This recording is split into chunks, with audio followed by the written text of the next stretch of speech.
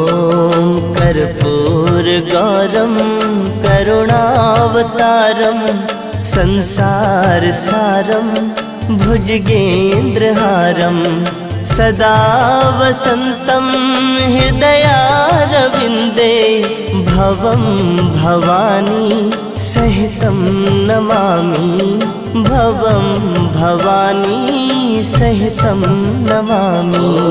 कर्पूरगौरं करुणावतारं संसारसारं